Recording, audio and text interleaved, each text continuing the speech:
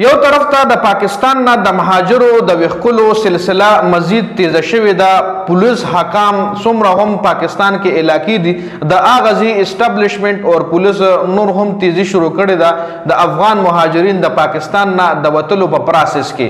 خو بل طرف ته د کې پی کې حکومت دا مطالبه کړې ده چې افغان مهاجرین ته د مزید وخت ورکړل شي. دا وخت هغه د پاکستان نه وښکلو صحیح وخت نه دی. دا کې پی کې چې کوم صوبای وزیر مشیر اطلاعات ته بیرستر ډاکټر سیف ویلي دي چې افغانستان دا وخت شدید مشکلات سره سر دی. د زلزلې په وجه باندې الټا متاثرین ډیر زیات دي او مهاجرین واپسي هغه په مشکلاتو کې مزید اضافه کول شي. انساني همدردی په وجه باندې فی الحال افغان مهاجرای واپس عمل دی ودرول شي.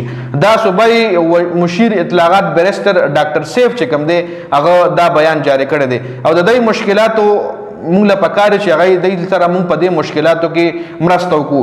وزیر اعلی الیمین ګنډاپور د افغانستان سفیر سره ملاقات هم کړی دی.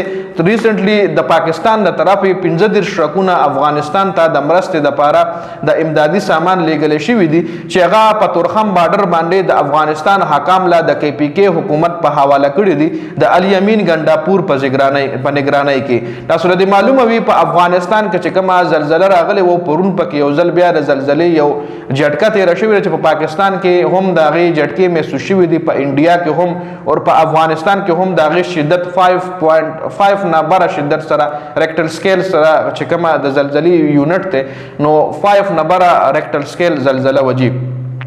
نو خیر افغانستان کې چې کوم د زلزلې په وجه باندې کوم مشکلات سیوا شوي دي نو د هغې په وجه باندې صوبای مشیر وایي چې دا وخت د افغان مهاجرین وطن ته واپس لیږل د هغې په مشکلاتو کې مزید اضافه کول دي.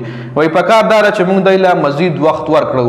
خو بل طرف لا 30 اګست پورې د هغې تاریخو دا تیر شوی چې کوم 13 تاریخو دا ټول ډیر افغان خلکو له ورکړو چې په دې باندې به تاسو د پاکستان نه وځئ. نو اوس هم د وتلو سلسله روانه ده. نو ګوره الله پاک تو کې چې دی په خیر خیریت باندې خپل وطن ته ورسي او الله پاک ته مزید د دی د وطن داسې مشکلاتو نو ساتي سره د موږ د وطن سره د پاکستان الله پاک ته په موږ باندې په پښتنو باندې په ټولو مسلمانانو باندې په ټول پاکستان باندې په ټول افغانستان باندې مزید داسې مشکلات نه راولي. خو زه وایم چې څومره زر دی لاړ شي ولته ځان سیټل کړي لکه دا خر لکه پښتو کې یو متل دی چې پردی کټ د نیمې شپې دلته دا غریبانان افغانیان چې کوم دلته به اوسېدل او دلته دی سره آی ډي کارډ نه دلته دی پراپرټي نشوي شته دلته دی بزنس چې وو هغه هم دی داسې کمپلیټ کوله هند سره نشو کوله کوله لاسونو سره نشو کوله دی به چې لکه دا پردی وطن دی لکه آی ډي کارډ خو سره نو کنه نېشنلټي هولډر خو نو کنه نو چې دی څومره په وخت لل دومره دی له فایده و الته په افغانستان کې به دی اوس دوباره د زیرو نه سٹارټ اخلي. یو سړی کاروباري دی په افغانستان کې دوباره د زیرو نه کاروبار شروع کوي.